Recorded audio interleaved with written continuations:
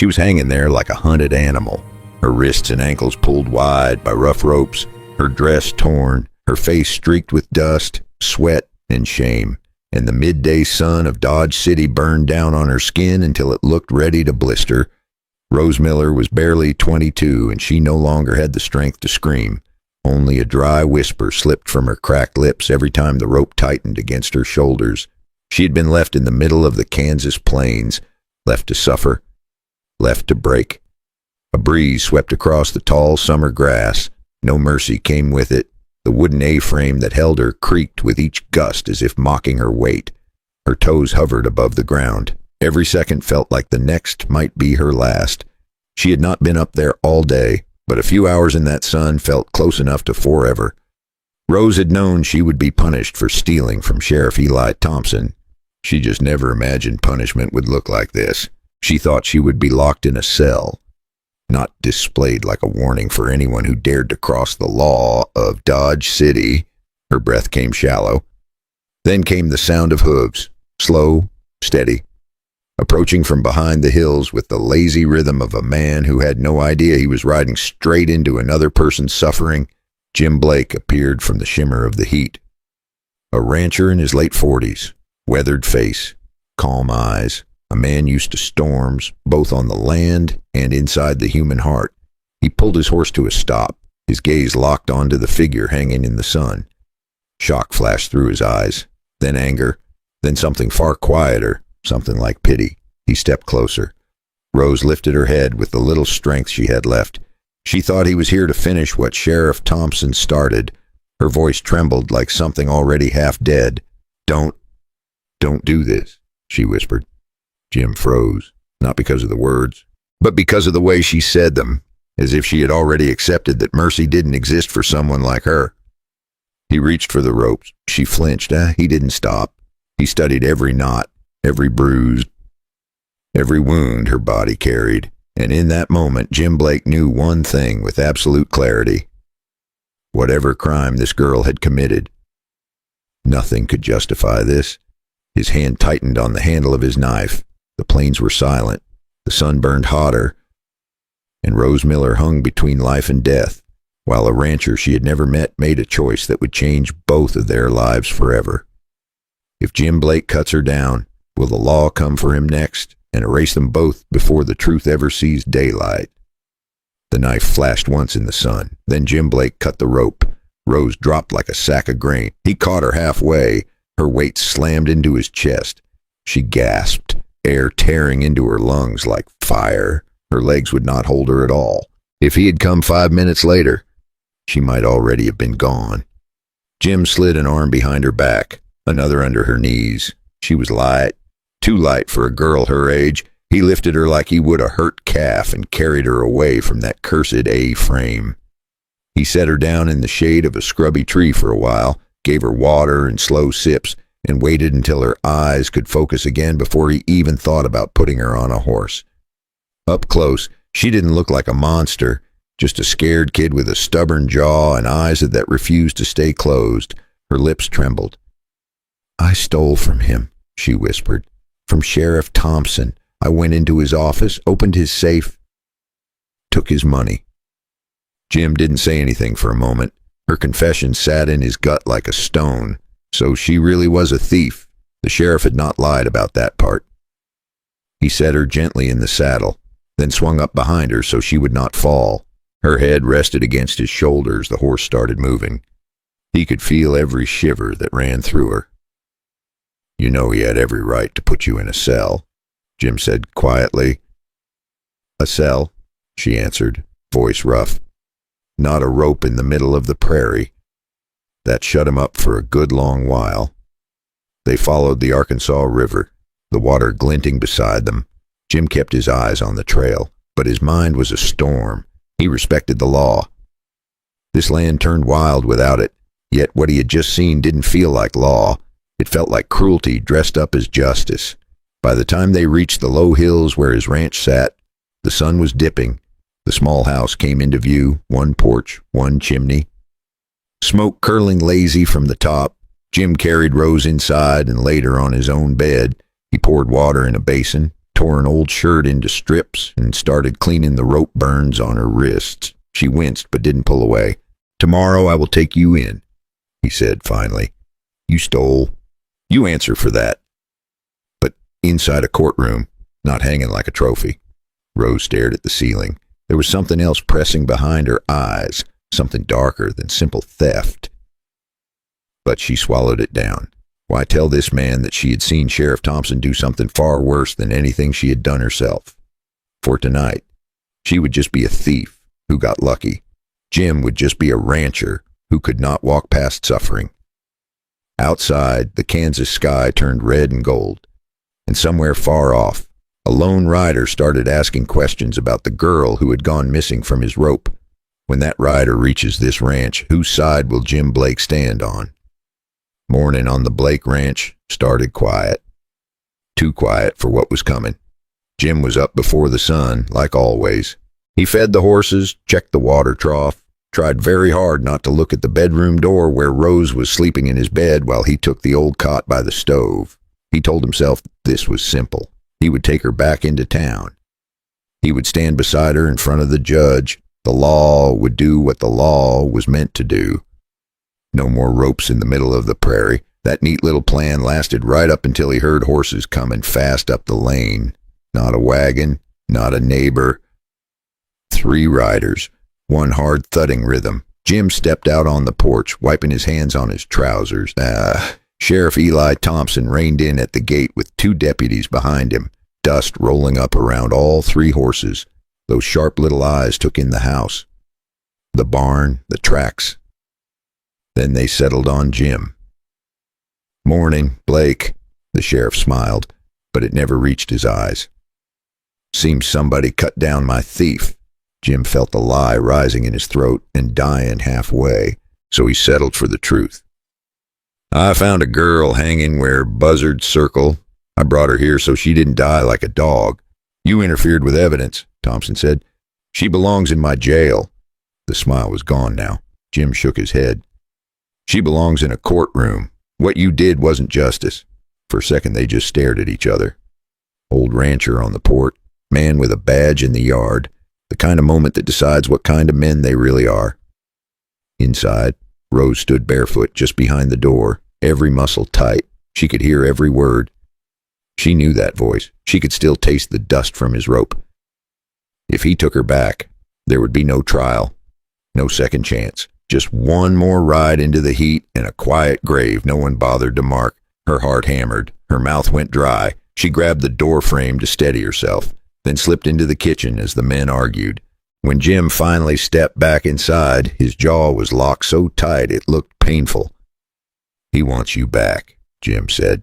"He says the rope was legal. Word was already running through Dodge City that Jim Blake had cut down the thief. Some folks called him crazy, but most said the sheriff had been shamed in front of the whole town." Rose looked at him, really looked at him. This man had risked himself once already just by cutting her down. If she kept silent, he would walk right back into the sheriff's trap with her, if she told the truth. Both of them might never see another sunrise. Her voice came out in a hoarse whisper. "Jim, I did steal, but I stole the wrong thing. I took money that was never his to keep. And I saw what he did to the man it belonged to." Jim stared at her.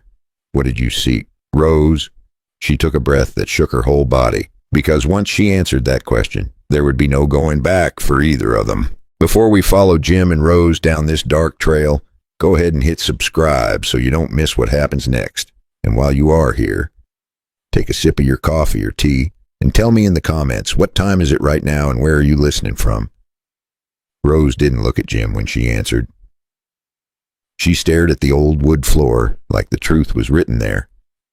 "I was cleaning the office," she said. "Late. Sheriff thought I had gone home." Her hands twisted in her skirt. "I heard a man come in," she said. "Not Army.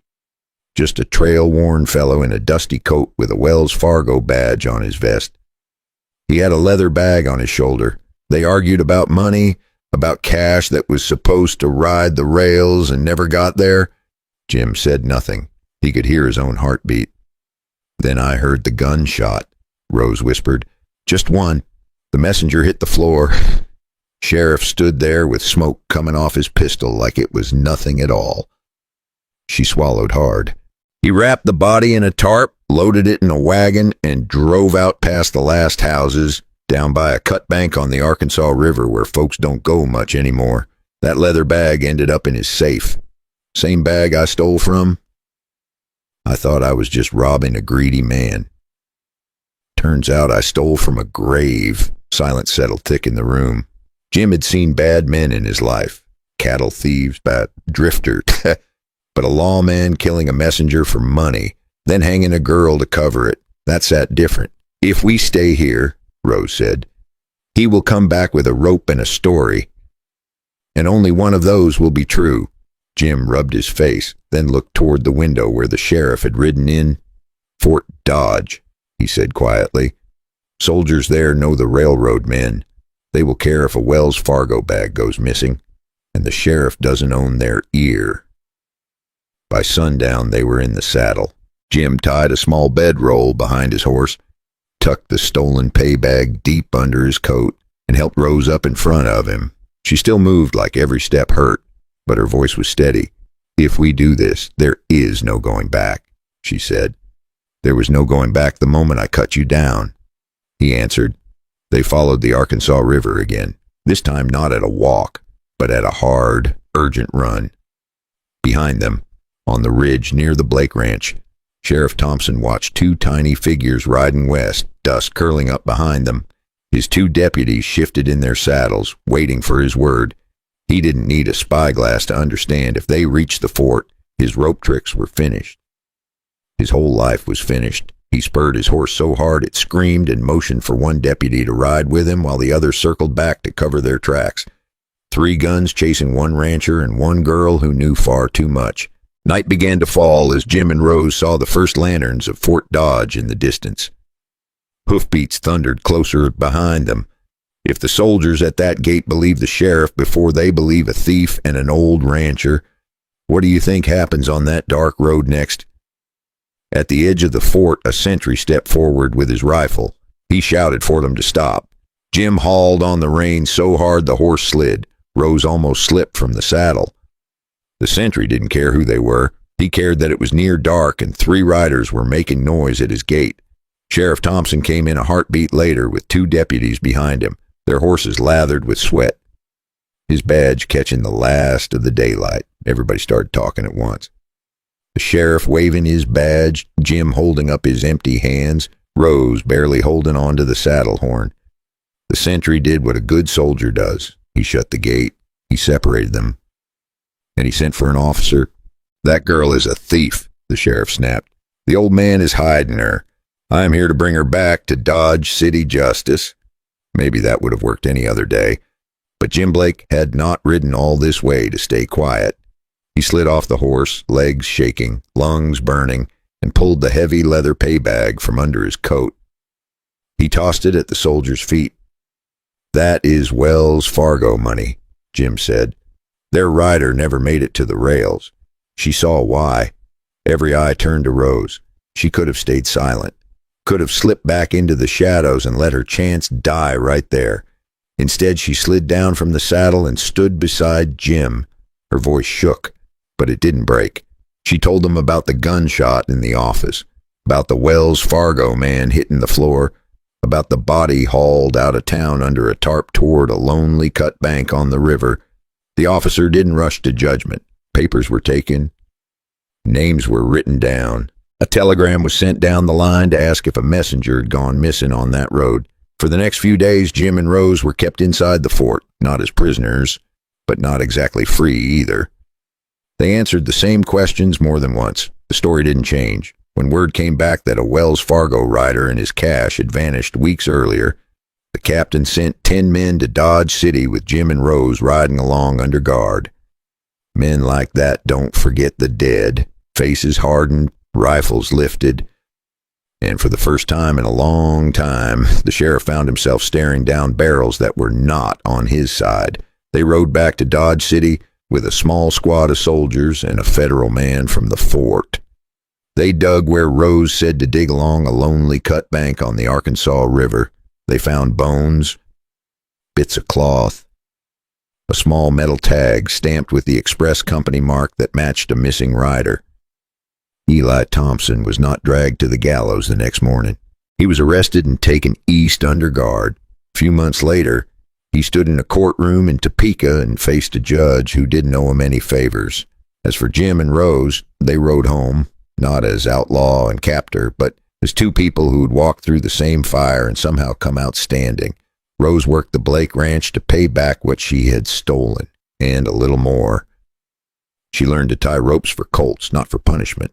On quiet evenings, she and Jim sat on the porch watching the Kansas sky cool from gold to purple, saying very little, needing even less.